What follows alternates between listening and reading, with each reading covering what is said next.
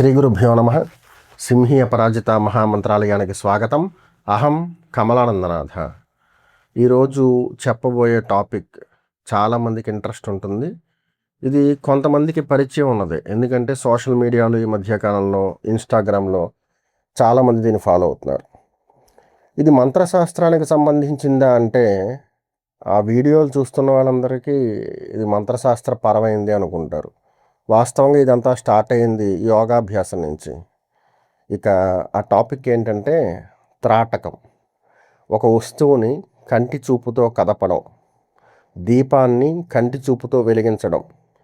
దీపం వెలుగుతూ ఉంటే ఆ గదిలో ఏ రకమైన గాలి లేకపోయినా సరే ఆ దీపం యొక్క వెలుతురిని కదపడం. దీపం పైకి వెలుగుతూ ఉంటుంది కదా, అది ఆ పక్కకి ఈ పక్కకి వెలిగిలా చేయడం. ఇవన్నీ త్రాటక క్రియలు. ఇక ఇది ఎంతవరకు వెళ్తుందంటే చాలామంది సోషల్ మీడియాలో చూసే ఉంటారు, సిలిండర్ని కూడా కదిపేస్తున్నారు. అంటే అవతల పక్కన ఉన్న వస్తువు ఎంత పెద్దదైనా ఈ త్రాటకం అనేటువంటి ఈ సబ్జెక్ట్ని బాగా సాధన చేసినటువంటి వ్యక్తికి అది కదపడం పెద్ద కష్టమేం కాదు.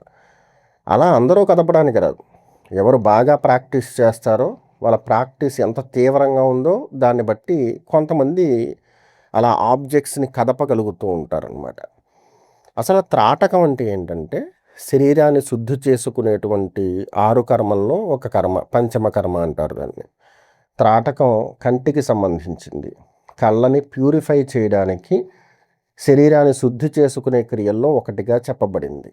అయితే కేవలం దాన్ని అలాగే చేసి దీర్ఘకాలం పాటు సాధనా మార్గంగా ప్రతిరోజు ఆచరిస్తూ ఉంటే కనుక త్రాటకం యాక్టివేట్ అవుతుంది అనుకుంటారు. యోగాభ్యాసం ప్రకారం త్రాటకం యాక్టివేట్ అవుతుంది, కానీ మంత్రశాస్త్రం ప్రకారం త్రాటకం యాక్టివేట్ కాదు. ఇక్కడ యోగాభ్యాసం ప్రకారం యాక్టివేట్ అయినటువంటి త్రాటకానికి కళ్ళని శుద్ధి చేయగలుగుతుంది, జ్ఞాపక శక్తిని పెంచుతుంది, శరీరాన్ని కూడా ప్యూరిఫై చేస్తూ ఉంటుంది. మన ఆలోచనలు, నాడీ వ్యవస్థ ఇవన్నీ కూడా యాక్టివ్గా ఉంటాయి. అక్కర్లేని ఆలోచనలు రావు, సమయం వృధా చెయ్యం, ఫోకస్ బాగా పెరుగుతుంది దేని మీదైనా. విద్యార్థులు బాగా ప్రాక్టీస్ చేస్తూ ఉంటారు, తాడై ఓపెన్ అవుతుంది అని కూడా చెప్తూ ఉంటారు. కానీ చాలా దీర్ఘకాలికమైనటువంటి క్రియల్లో మాత్రమే కొంతమందికి మాత్రమే ఈ రకంగా చేసే త్రాటకానికి తాడై అనేది యాక్టివేట్ అవుతుంది. ఇక మనం సోషల్ మీడియాలో చూసే ఈ త్రాటకానికి సంబంధించిన వీడియోస్ ఉన్నాయి కదా, ఇవి కేవలం యోగాభ్యాసానికి సంబంధించిన మెథడ్ చేయడం వల్ల మాత్రమే యాక్టివేట్ అయ్యాయని అనుకోవద్దు. దాంట్లో మంత్రశాస్త్రం లోతుగా ఉంది. దాన్ని బయటగా చెప్పరు, కేవలం త్రాటకం అనే పదాన్ని మాత్రమే చెప్తారు. ఎందుకంటే అందులో వాళ్ళు చేసిన క్రియ అంతా కూడా దృష్టిని కేంద్రీకరించడం. ఇక త్రాటకం అంటే కొంతమందికి తెలియకపోవచ్చు, ఇప్పుడు నేను దాన్ని ఎక్స్ప్లెయిన్ చేస్తాను. మనం ఏదైనా ఒక కాంతి కలిగినటువంటి వస్తువు మీద, చైతన్యం కలిగిన వస్తువు మీద మన దృష్టిని ప్రతిరోజు కొన్ని నిమిషాల పాటు కేంద్రీకృతం చేసి తదేకంగా చూస్తూ ఉంటే కనుక కళ్ళల్లోంచి నీళ్లు కారుతూ ఉంటాయి కొంత సమయం అయ్యేటప్పటికి. అది ఎంతవరకు మనం రెప్ప వెయ్యకుండా ఉండగలమో అంతవరకు కంట్రోల్ చేసుకోవాలి. ఊరికే మనం మాట్లాడుతున్నప్పుడు ఇలా రెప్పలు వేస్తూ ఉంటాం కదా, అలా కాకుండా మ్యాక్స్ మనం ఎంతవరకు ఆగగలమో అంతవరకు వెయిట్ చేయాలి. ఇంకొంచెం ప్రయత్నం చేయాలి రెప్ప వేయకుండా. అలా ప్రాక్టీస్ చేస్తూ ఉంటే చాలాసేపు అలా తీవ్రంగా చూడడానికి అవకాశాన్ని ఇస్తుంది కన్ను. ఆ వలయానికి లేదా ఆ కాంతికి మన కన్ను అలవాటు పడిపోతుంది, చూడగలుగుతుంది. తొలి రోజుల్లో కళ్ళు కొంచెం ఇబ్బంది పడతాయి. దృష్టి దోషాలు అవి ఉన్నవాళ్ళు, దృష్టి దోషాలు అంటే అవి కాదు, ఈ కంటి చూపు సంబంధించిన ఇబ్బంది ఉన్నవాళ్ళు ఎవరైనా ఉంటే దీన్ని ప్రయత్నించకుండా చక్కగా తెలుసుకోవడమే చాలా మంచి పని. ఇది ప్రయత్నించాలంటే ఈ కంటి చూపు సమస్యలు లేని వాళ్ళు ట్రై చేయడం చాలా ఉత్తమం. త్రాటకం ఒక కాంతి పుంజం మీద తీవ్రంగా తదేకంగా ప్రతిరోజు ఉదయము సాయంత్రము కొంత సమయాన్ని కేటాయించుకున్న సమయంలో దృష్టిని కేంద్రీకరించడం. ఇది యోగాభ్యాసంలో స్పష్టంగా శరీరాన్ని శుద్ధి చేసుకునే క్రియల్లో తెలియచేయబడింది. అలా చూడడం వల్ల చెప్పాను కదా, మన బాడీలో ప్రత్యేకంగా కంటికి సంబంధించినటువంటి సెన్స్ అంతా కూడా చాలా బలపడుతుంది. దానివల్ల మనకి ఆలోచన విధానం చాలా కరెక్ట్గా ఉంటుంది. ఇక ఈ త్రాటకాన్ని ఎవరైనా చేయొచ్చు, చిన్నవాళ్ళైనా పెద్దవాళ్ళైనా. మనం గతంలో చాలా వీడియోస్‌లో, చాలా సామాజిక మాధ్యమాల్లో చిన్నపిల్లలు కంటికి గంతలు కట్టుకొని థర్డ్ ఐ ఓపెన్ అయిందని చెప్పేసి పుస్తకాలు చదవడం, ఇంకా వాళ్ళు ఎదురుకుండా ఉన్న ఆబ్జెక్ట్స్ కలర్స్ చెప్పడం, ఇలాంటివన్నీ చేస్తూ ఉన్నారు. ఇందులో వాళ్ళు కేవలం త్రాటకంలో దృష్టిని కేంద్రీకరించడం మాత్రమే కాకుండా సమంత్రకమైనటువంటి సాధన ఎక్స్‌పర్ట్స్ చేయిస్తారు వాళ్ళ చేత.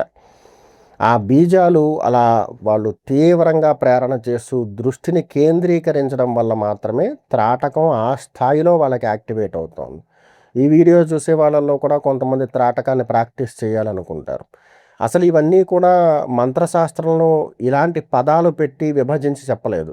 ఏ సాధన అయినా తదేకంగా వాళ్ళు ఉదయం దీపారాధన వెలిగించాక, సాయంత్రం దీపారాధన వెలిగించాక దాని మీద దృష్టిని కేంద్రీకృతం చేసి దీపంలో 3 అంచెలుంటాయి. ఈ అంచెల్ని భేదిస్తూ ఒక్కొక్క అంచెని అంటే మనం చూస్తూ ఉన్నప్పుడు మనకు కనిపించే 3 అంచెలు ఏవైతే ఉన్నాయో ఒక్కొక్క దాని మీద కాన్సంట్రేషన్ చేయమంటాడు తీవ్రంగా. అలా చేయడం వల్ల కూడా ఇవన్నీ యాక్టివేట్ అవుతాయి. కాకపోతే ఇంత లోతైన సమాచారం మంత్రశాస్త్రంలో తెలియచేయరు. దానికి సంబంధించి ఎవరైతే ప్రాక్టీస్ చేశారో వాళ్ళు కొత్తగా ప్రపంచానికి పరిచయం అవుతారు. వాళ్ళు గురువులు అవుతారు. మంత్రశాస్త్రంలో ఏ మంత్రాన్నైనా ఇలాగే ప్రాక్టీస్ చేయమన్నాడు. మనం చేయం. ఎందుకంటే ఇది లోతైనటువంటి క్రియ, చాలా తీవ్రంగా చేయదగినటువంటి క్రియ. మన దృష్టిలో జపం అంటే జపమాల, మనం కూర్చునే ఆసనం, వీటి మీద మనం శ్రద్ధ పెడతాం తప్ప ఆ జప సమయంలో మన ఆలోచన విధానం ఎలా నియంత్రించుకోవాలి, ఎలా ప్రవర్తించాలి అనే అంశం గురించి మనం ఆలోచించాం. త్రాటకం అనేది మంత్రశాస్త్రంలో సాధనా క్రమంలో ఉన్నటువంటి ప్రతి వ్యక్తి ఆచరించదగినటువంటి మెథడ్. దాన్ని అలా ఆచరించడం వల్ల సూక్ష్మ దృష్టి అనేది యాక్టివేట్ అవుతుంది. అది కూడా క్రమక్రమంగా. దీని అభ్యాసంగా చేసుకుని ప్రతిరోజు ప్రాక్టీస్ చేసే వాళ్ళు ఉంటారు కదా, అలా ప్రాక్టీస్ చేయగా తీవ్రంగా ఆ సాధన కొనసాగిస్తూ ఉంటే కనుక దివ్య దృష్టికి సంబంధించిన సెన్స్ యాక్టివేట్ అవుతుంది. తర్వాత ఈ త్రాటకంలోనే పంచభూతాలని కంట్రోల్ చేసే మెథడ్స్ ఉంటాయి. వాటికి సంబంధించిన బీజాలతో త్రాటకం అనే ఇప్పుడు ఇందాక చెప్పినటువంటి పద్ధతి ఏదైతే ఉందో దాన్ని ప్రాక్టీస్ చేసేవాళ్ళు. ఈ పంచభూతాలని కూడా కంట్రోల్ చేసేటువంటి మెథడ్స్ వాళ్ళ దగ్గర ఉంటాయి. ఇవన్నీ కూడా ఒక్కొక్క బీజంతో మాత్రమే ముడిపడి ఉంటుంది. ఈ పంచభూతాలని కంట్రోల్ చేసేది మనకి 5 రకాల ఎలిమెంట్స్ అని చెప్తారు కదా, వీటిల్లో ఒక్కొక్క దానికి ఒక్కొక్క బీజం మాత్రమే చెప్తారు. ఆ బీజాన్ని స్మరిస్తూ త్రాటకాన్ని కొనసాగిస్తారు. ఈ త్రాటకం అనేది గతంలో కేవలం సూర్యుడి మీద, చంద్రుడి మీద డిపెండ్ అయి చేసేవాళ్ళు, లేదా ఆకాశంలో కనిపించేటువంటి నక్షత్రాల మీద ఆధారపడి చేసేవారు. చంద్రుడు అమావాస్యకి కనిపించకుండా వెళ్ళిపోతాడు కదా, చుక్కలు కూడా ఓ రోజు కనిపిస్తే ఓ రోజు కనిపించవు, మేఘాలు ఎక్కువగా ఉంటాయి. ఆ చుక్కని వాడు ఏ ప్రదేశంలో అయితే చూస్తున్నాడో, చుక్క అంటే నక్షత్రం, ఏ ప్రదేశంలో అయితే చూస్తున్నాడో ఈ వ్యక్తికి మబ్బులు అడ్డొచ్చినా సరే ఆ నక్షత్రాన్ని శోధించగలుగుతాడు, దాని వెలుతురుని ఆస్వాదించగలుగుతాడు. అది త్రాటక క్రియ అన్నమాట. కేవలం త్రాటకం అంటే మన ఎదురుకుండగా మన ముఖానికి అంటే ఇంత ఎత్తులో దీపాన్ని వెలిగించి కానీ, క్యాండిల్ వెలిగించి కానీ దానికేసి అలా చూస్తూ కన్నీళ్లు కార్చడం మాత్రమే కాదు. సమంత్రకమైనటువంటి త్రాటక క్రియ ఏదైతే ఉంటుందో అది పంచభూతాల్ని కంట్రోల్ చేయగలుగుతుంది. డైనమో వీడియోస్ గురించి గతంలో చెప్పాను. అతను చేసే ప్రాక్టీస్ కూడా సేమ్ ఇప్పుడు నేను చెప్పినటువంటి మెథడ్లోనే చేస్తాడు. అలా చేయడం వల్ల మాత్రమే గాలిలోకి లేస్తాడు, నిప్పుల్లో నడిచేస్తాడు, ఆ నిప్పుల్ని ఇలా పట్టుకుంటాడు, లేదా దీపాలు సృష్టించేస్తాడు. అంటే అగ్ని అతని కంట్రోల్లోకి వస్తుంది, నీరు అతని కంట్రోల్లోకి వస్తుంది, నీటి మీద నడిచేస్తున్నాడు కదా, గాలిని కంట్రోల్ చేయగలుగుతున్నాడు. ఇలా ఈ 5 రకాల పంచభూతాలని ఆకాశంలోకి అలా ఎగిరిపోతున్నాడు, అలా పైకి లేచిపోతున్నాడు. ఇవన్నీ ఇంద్రజాలం అని కొంతమంది కొట్టిపారేస్తూ ఉంటారు తెలియని వాళ్ళు. తన గురించి లోతుగా చదివినటువంటి వాళ్ళకి తెలుస్తుంది, ఇతని దగ్గర ఏదో ప్రత్యేకమైనటువంటి ఒక ప్రాక్టీస్ ఉంది, దానివల్ల మాత్రం ఇలా చేయగలుగుతున్నాడండి. అతను చేసినట్టుగా గతంలో ఈ మధ్యకాలం వరకు ఎవరూ చేయలేకపోయారు. ఈ మధ్యకాలంలో త్రాటకానికి సంబంధించిన వీడియోస్ ఇన్స్టాలోనూ అక్కడ వస్తున్నప్పుడు ఒక నీళ్లు, ఒక డబ్బాలో పోసినటువంటి నీళ్లు ఉంటాయి, త్రాటకాన్ని ప్రాక్టీస్ చేస్తూ ఉంటారు, తీవ్రంగా దాని మీద దృష్టి పెడతారు, పెట్టి ఇలా అంటాడు, ఇలా అంటే ఆ నీళ్ళు వచ్చి కింద పడిపోతున్నాయి. ఇక సిలిండర్ని గుంజడం, సిలిండర్ని ఇలా దూరంగా జరిపేయడం, అనేకమైనవి చేయగలుగుతున్నారు. అంటే వీళ్ళు ఏం చేస్తున్నారంటే ఆ ప్రకృతిలో ఉండేటువంటి గాలి దాని మీద వీళ్ళు కమాండ్ అనమాట, దాన్ని తీసుకెళ్ళి తీవ్రంగా దాని మీద ఫోర్స్గా వదులుతున్నారు. అలా వదిలేటప్పటికి ఆ నీళ్లు కదిలిపోతున్నాయి, కింద పడిపోతున్నాయి. అలా ఎలా చేయగలుగుతున్నారు? అది ఇంద్రజాలం అయితే కాదు. వాళ్ళు ఓపెన్గా చెప్పారు చేసేటువంటి వ్యక్తి ఇది త్రాటకం అని చెప్పేసి. వాళ్ళు చేస్తున్న క్రియ త్రాటకమే, కానీ అదే వ్యక్తి ఈ ప్రాక్టీస్ 12 సంవత్సరాలు పైబడి చేశానని చెప్పాడు. అంటే అంత దీర్ఘకాలికంగా చేయడం వల్ల పంచభూతాలలో గాలి అనే దాన్ని అతను కంట్రోల్ చేస్తూ తను ఎలా చెప్తే అలాగ అక్కడ త్రాటకాన్ని క్రియేట్ చేయగలుగుతున్నాడు. అలాగే గాలి దాన్ని ఉపయోగించే ఏదైనా ఒక బరువైనటువంటి వస్తువుని మూవ్ చేయడం, కళ్ళజోడు ఇలా తిరగేసేయడం, కొన్ని వస్తువులు దగ్గరికి తీసుకోవడం, కొన్ని వస్తువులు దూరంగా పంపించడం, ఇలాంటివన్నీ చేసి చూపించగలుగుతున్నాడు. దీంట్లో త్రాటకం ప్రాక్టీస్ సాధారణంగా ఏ మంత్రం లేకుండా ఏ బీజాన్ని ఉపయోగించకుండా తీవ్రంగా కొన్ని సంవత్సరాల పాటు చేస్తే ఏదైతే ఫలితం వస్తుందో, సమంత్రకంగా చేసేటువంటి త్రాటక క్రియ ఏదైతే ఉంటుందో దానివల్ల సగం రోజులకే ఈ సిద్ధులు ఏవైతే ఉన్నాయో అని తీసుకోగలుగుతారు. ఇక ఈ త్రాటకం అనేది అందరూ చేయదగింది కాదు. ఎవరైతే తీవ్రమైన ఆసక్తి ఉంటుందో, ఎవరైతే దాని మీద మాత్రమే చాలా శ్రద్ధ పెట్టి కొనసాగిస్తారో, రోజు 2 పూట్ల సాధన చేయాలి, ప్రతిరోజు సాధన చేయాలి, క్రమం తప్పకుండా చేయాలి. ఇక జీవన శైలిలో కొద్దిపాటి మార్పులు అవసరం అవుతాయి. సాత్వికంగా ఉండాలి వ్యక్తి. పూర్వంలో ఋషులు, మునులు వీళ్ళందరూ కూడా చేసేటువంటి త్రాటకానికి సూర్య చంద్రుల్ని బేస్ చేసుకుని చేసేవారు. కాలమానుసారంగా ఇప్పుడు అంత సౌకర్యం అందరికీ ఉండట్లేదు కాబట్టి క్యాండిల్ వెలిగించుకోండి, దీపం వెలిగించుకోండి, దాని మీద మీరు కాన్సన్ట్రేట్ చేయండి అని చెప్తున్నారు. త్రాటకానికి సంబంధించినటువంటి పూర్తి సమాచారం ఇది. ఇందులో ఇంకా చాలా లోతైనటువంటి విషయం ఉంది. దాని గురించి మరుసటి వీడియోలో మీతో చర్చిస్తాను. సర్వే జనా సుఖినో భవంతు.